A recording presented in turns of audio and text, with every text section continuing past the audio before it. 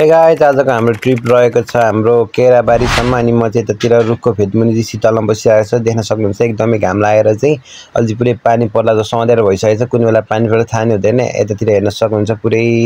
रुख बिरुवा चाहिँ हरियो छ अनि उता पल्लो छेउमा चाहिँ मेरो गाडी छ देख्न सक्नुहुन्छ बुलेर। अब चाहिँ म गाडी लिएर चाहिँ जानुपर्ने हुन्छ किनकि प्यासेन्जरहरू चाहिँ मलाई वेट गरिरहेको छ हेर्न सक्नुहुन्छ। सो अनि म चाहिँ अलि पानी परेर पुरै कुदिराख्नु परेछ किनकि अघि म फेदमा बस्दा चाहिँ पानी आयो त्यहाँदेखि म कुद्दै कुद्दै यता मेरो गाडी भागतिर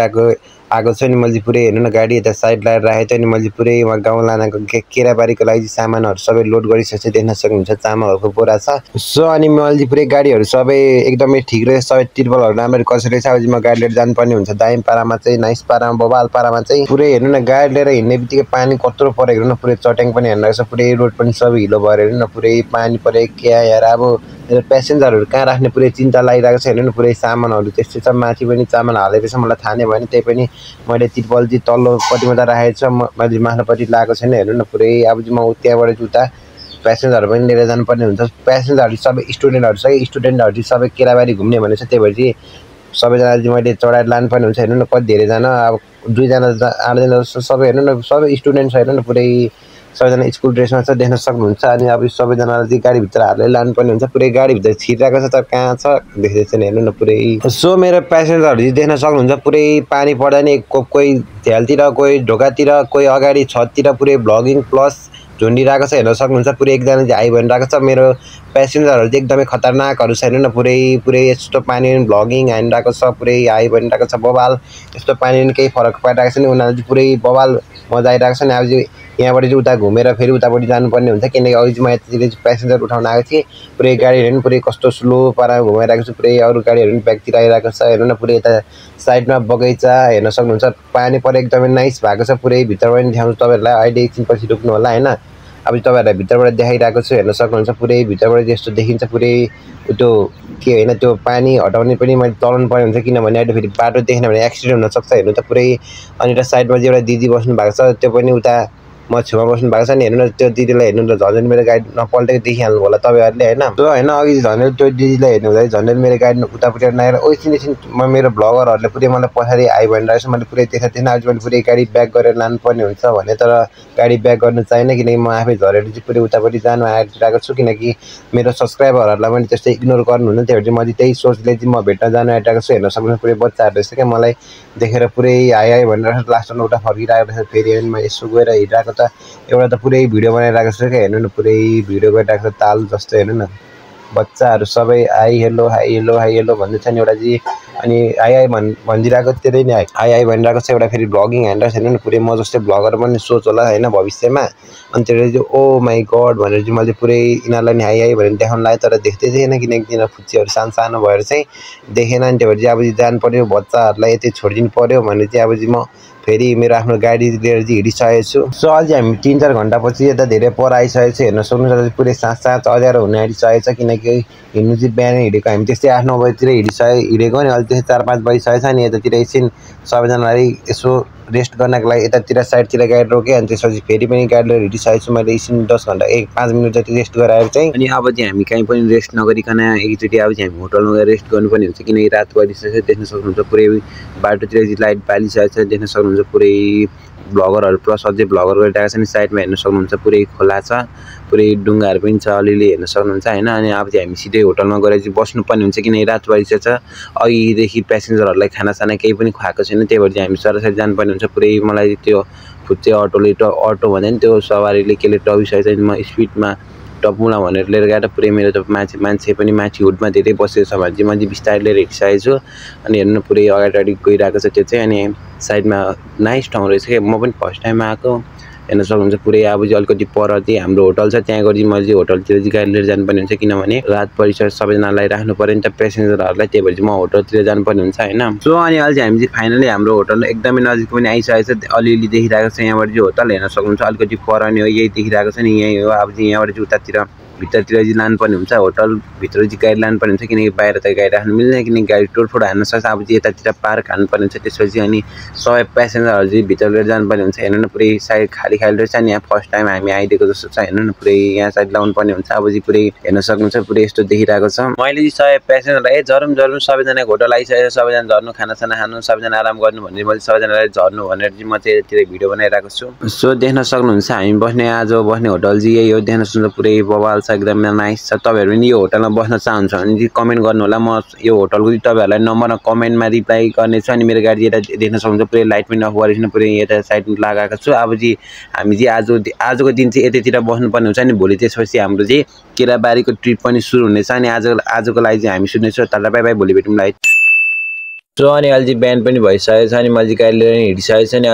हामी चाहिँ बिहान त्यसै 6-7 बजीतिर नि हिँडिसकेको अनि त्यही भएर अहिले त्यसै 8-9 बजिरहेको छ अनि अहिले हामी केराबारीमा नि आइसकेको छु हेर्न सक्नुहुन्छ पुरै रोड पनि एकदमै बवाल छ अगाडिबाट गाडी आइरहेको रहेछ कन्टेनर मैले पुरै झन्डै गाडी नहान्ने के पुरै हेर्नु न केरा देख्नुहुन्छ हेर्नु न अहिले पनि हल्का हल्का देखिरहनु भएको होला अहिले झन् बाटैभरि केरा देख्नुहुन्छ अनि यतापट्टि खेतहरू रहेछ हेर्नु न पुरै आली हो कि के हो हेर्नु न पुरै हरियाली एकदमै बवाल छ हेर्नु न साइडमा पुरै रोड पनि भर्खर बनाएको नयाँ रहेछ अनि हेर्नु न पुरै अगाडि घरहरू पनि पुरै एकतले खालको रहेछ हेर्नु न नाइस खालको छ यतै घर बनाएर बस्नुपर्छ के हो जस्तो हेर्नु न पुरै अनि अहिले हामी त्यस्तै कति आधी घन्टा जति भइसक्यो घर उता होटलबाट निक्लेर आएको चाहिँ अनि त्यस्तै अब एकछिनपछि नै 1 घन्टा भइहाल्छ हैन हेर्नु न पुरै नाइस देखिरहेको छ क्या पुरै बाटो पनि हेर्नु न पुरै एकदमै बवाल छ क्या पुरै उता केराहरू उता घरहरू नाइस छ अब चाहिँ हामी सरासरी जानुपर्ने हुन्छ किनकि बाटो चाहिँ हाम्रो एकदमै लामो छ यात्रा चाहिँ एकदमै धेरै टाढा भएको कारण चाहिँ हामी सरासरी जानुपर्ने हुन्छ सो हैन अहिले हल्का हल्का पानी परिरहेको छ हेर्नु न पुरै देख्न सक्नुहुन्छ रोडहरू पनि पुरै पानीले सबै हिलो जस्तो भइरहेको छ अनि पुरै गाडीहरू साइडमा लागिरहेको छ गाडी पनि हल्का चिप्लिने जस्तो भइरहेको छ किनकि पानी परेपछि त रोड चिप्लो हुन्छ नि त्यही भएर चाहिँ हल्का चिप्लो भइरहेको छ अब म त्यहाँबाट चाहिँ उतापट्टि जानुपर्ने हुन्छ त्यतातिर किनकि भने एकदमै अफरोड छ किनकि मलाई एकदमै एडभेन्चर गर्न मन लाग्छ त्यही भएर चाहिँ म यताबाट जानुपर्ने हुन्छ सो तपाईहरु देख्न सक्नुहुन्छ मेरो गाडीको सस्पेन्सन हैन सस्पेन्सन एकदमै बवाल उफ्रिरहेको छ देख्न सक्नुहुन्छ पुरै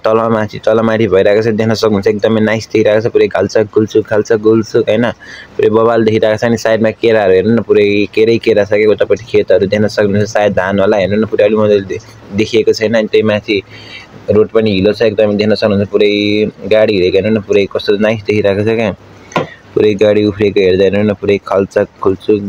यता खाल्टो उता खाल्टो पुरै गाडी त गान्डाङ गुन्डुङ हेर्नु न तर यस्तो अफरोडमा हिँड्दैन तर मेरो प्यासेन्जरहरू हेर्न सक्नुहुन्छ पुरै आरामले बसिरहेको छ एकजना भ्लगिङ गरिरहेको छ यता साइडमा झुन्डिरहेको छ अनि यो हो नि त मेरो प्यासेन्जर भने किनकि मेरो त आफ्नो भर्खरको युवा जेन्जीहरू हो नि त त्यही भएर चाहिँ मेरो प्यासेन्जरहरूलाई त्यस्तो केही प्रब्लम भएको छैन हैन रोड पनि एकदमै नाइस छ क्या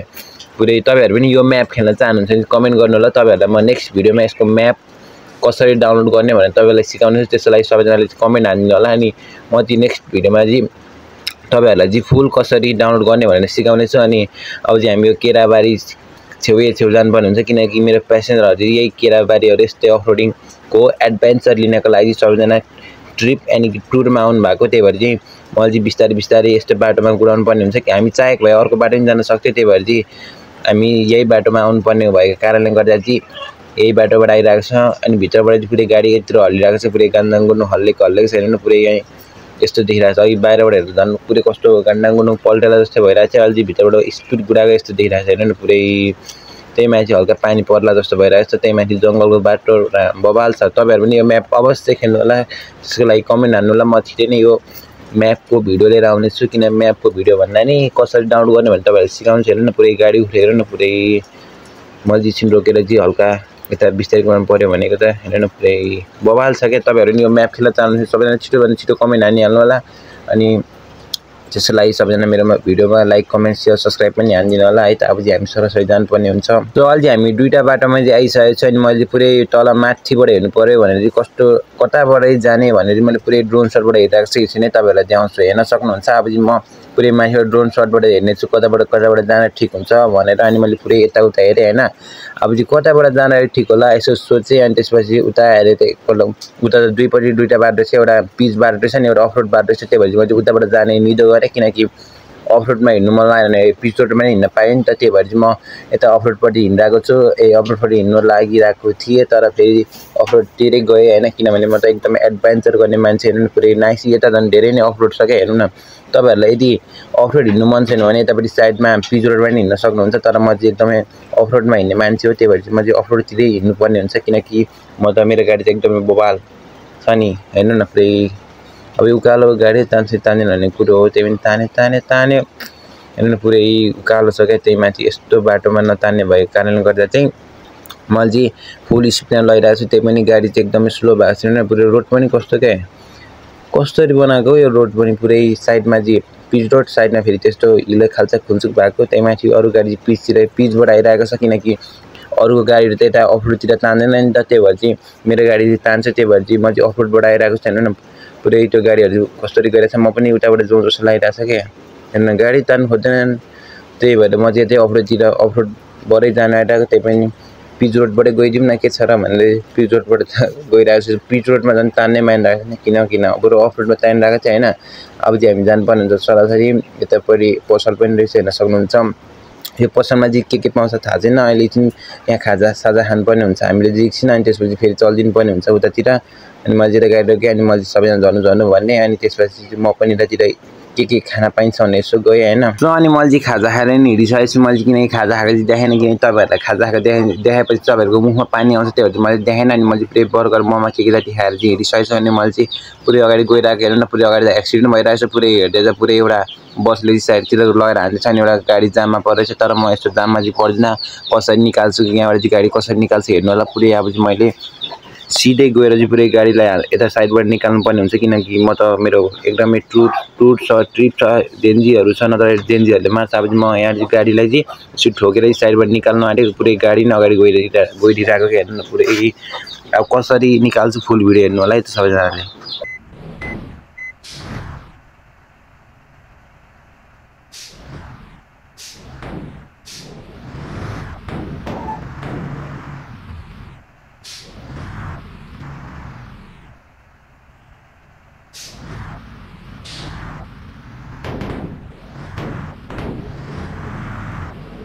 सो मैले चाहिँ एकदमै खतरनाक पाराले होइन, मैले जामबाट निकालिसकेको चाहिँ हेर्न सक्नुहुन्छ। मैले कसरी खतरनाक पारामा दुईवटा जामबाट चाहिँ मैले फाइनली मेरो बुलेरो गाडी लिएर हिँडिसकेको छु। अब चाहिँ हाम्रो डेस्टिनेसन चाहिँ आइपुग्न आँटिसकेको छु, हेर्न सक्नुहुन्छ। अझै पुरै यस्तो नाइस ठाउँमा आइपुगिसकेको छ, देख्न सक्नुहुन्छ एकदमै बवाल छ होइन। तपाईँहरूलाई चाहिँ सानो सिनेमेटिक भिडियो देखाउन चाहन्छु। हिँडेको चाहिँ गाडी कुदेको चाहिँ यता सबैजनाले हेरिदिनु होला, यता माया गरिदिनु होला, लाइक कमेन्ट सेयर सब्सक्राइब नबिर्सी हानिदिनु होला त्यहाँ।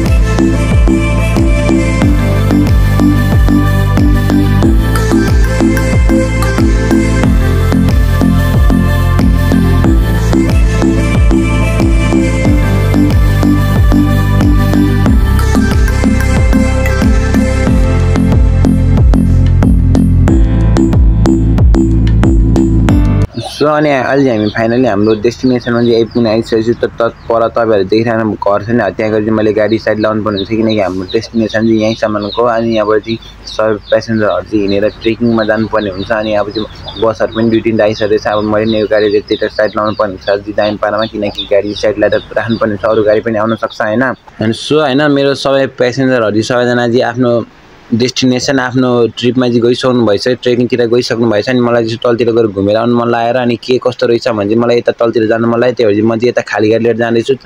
किनकि भन्नाले प्यासेन्जर बिना आफू एक्लै जान गइरहेको चाहिँ। हेरौँ अब तलतिर गएर कस्तो बाटो छ, गएर हेर्ने चाहिँ तपाईँहरूलाई देखाउनेछु, सबैजनाले हेरिदिनु होला। पुरै अरू गाडीहरू पनि तलतिर गुटुटु गइरहेको छ, पुरै यता नि बाटो यस्तै खालको छ, अफरोड छ, साइडमा चाहिँ पिच रोड छ। तर मलाई नि यसो पिचबाट गइदिउँ कि जस्तो लाग्यो चाहिँ यता पिचबाट गइरहेको छु। हेर्न सक्नु एकदमै नाइस देखिरहेको छ। उता त पुरै मरुभूमि हुन्छ नि, त्यो डेजर्ट होइन, डेजर्ट भन्ने के हुँदैन त्यस्तै ठाउँ छ, देख्न सक्नुहुन्छ। पुरै त्यहाँ माथि अफरोड बाटो छ, त्यहाँबाट पुरै बाटो नै पुरै रहेछ, हेर्न सक्नुहुन्छ। पुरै बाटो नै छैन यहाँ त, अचम्म खालको ठाउँ रहेछ। नि यहाँबाट गाडीहरू आएर सबै गायब हुँदैछ, सबैजना थाहा नै भयो होला होइन। देख्न सक्नुहुन्छ तपाईहरु यतातिर केही पनि छैन यस्तो खासै तपाईहरु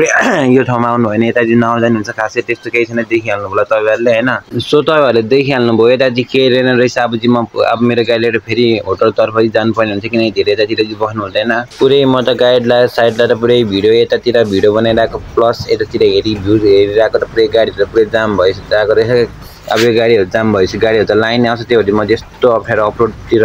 बाटा चाहिँ जानुपर्ने हुन्छ हैन पुरै गाडीहरु कत्रै स्पिड नाके हान्दियो भने त फेरि गाडी सियर उता कता पुग्छ त्यो गाडी हान्दियो भने हैन